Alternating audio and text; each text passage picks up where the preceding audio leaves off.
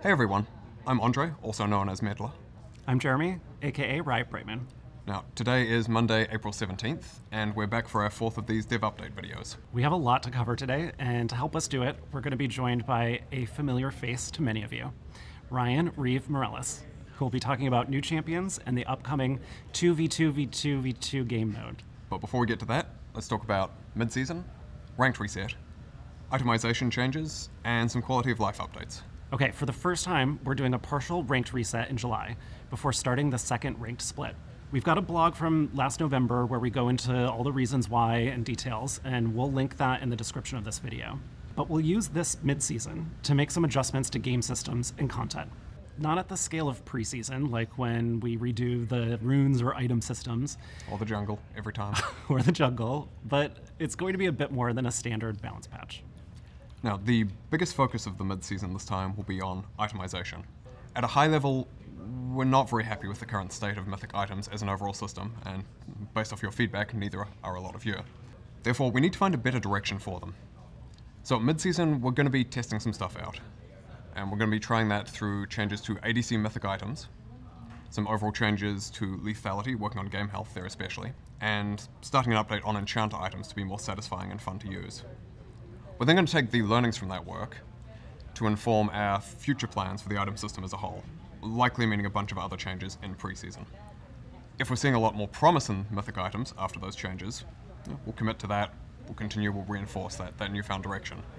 If that's still not working though, we'll then explore some much more divergent approaches, radical changes to how mythic items function and why they're there, or potentially just removal of mythic items as a concept.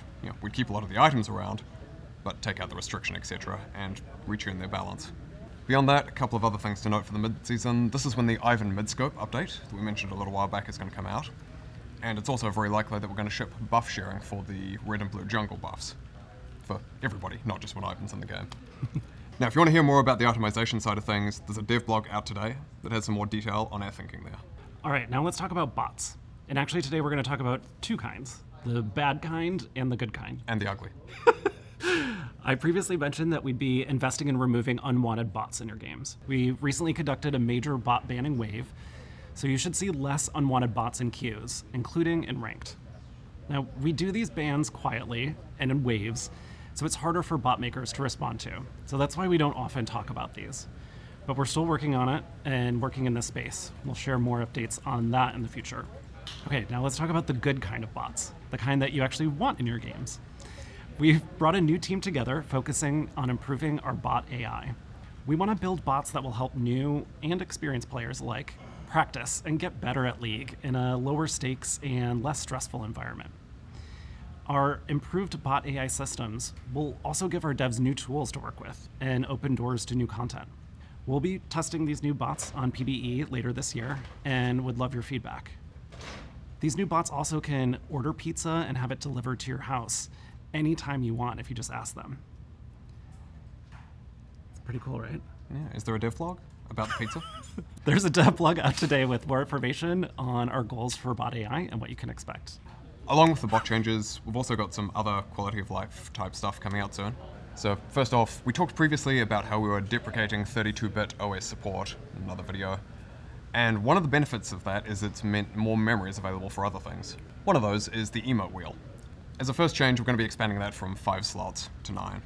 But we're also exploring some other further improvements to it at some point this year, which could include ability to favorite particular emotes, or better ability to search them, or multiple emote pages, that sort of thing. So if you have particular thoughts on what you'd like to see there, please do let us know.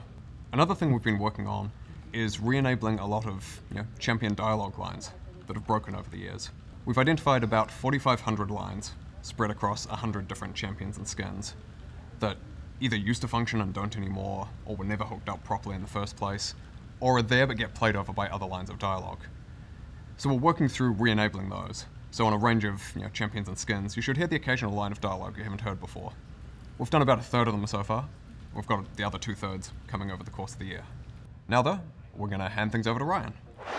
Hey everyone, I'm Ryan Reeve Morales, lead producer of gameplay in League of Legends. So a long time ago we promised a new creature champion, and one that wasn't a cute cat or with some humanoid features like Belveth, a champion for people that like dark and scary monsters. Well, we're finally ready to release that champion. Neferi will be a new, straightforward, easier to pick up and play assassin. Or assassins, I guess. Technically a pack of assassins? We also have a new jungler named Briar, being restrained in champ development, but her bloodlust won't be contained for long. And now for some sad news. I know you're all super excited for the Skarner VGU, as we saw a lot of positive reception for his new direction in the last Skarner dev blog. Don't worry, he's still in development, but we're gonna need some extra time to make sure we get his gameplay just right. What that means is Skarner won't make it out this year, and is looking more like early next year. But it's not all bad news, because as we take time to get Skarner's gameplay right, the artists that were gonna work on Skarner have been working on a visual update that many of you top lane fighter players will be very excited about. So if you remember, earlier this year, we released a small gameplay update to Jax. Well, later this year, we're gonna pair that with a visual update to Jax as well. I'm sure you're all wondering the same question we were wondering when we started working on his new look. I wonder if he had a real weapon. Well, keep wondering, because we sure as heck didn't give him one. We did give it more meaning though.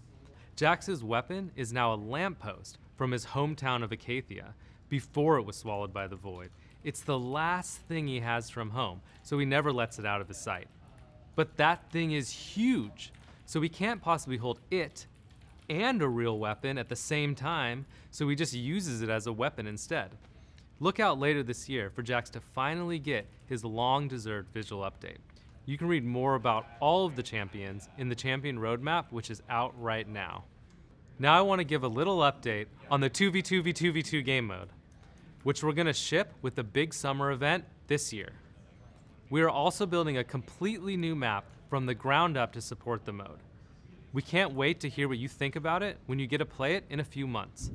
That's it for me. Here's Riot Brightmoon and Meddler. Now, before we go, I want to remind you MSI is coming up. And there's an MSI State of the Game esports video out today with our global head of League esports, Naz Alataha. She and I talk about everything we're doing for the event, including ink shadow skins, info about watch rewards, and details on the event itself. Beyond that, if you're interested, please don't forget to check out the dev blogs we've got on AI bots, itemization, and the champion roadmap. And as always, we'd love any feedback you have on these videos in terms of content we cover, what we don't cover, overall format, etc., etc. Thank you all, and we'll see you next time. Thanks for listening.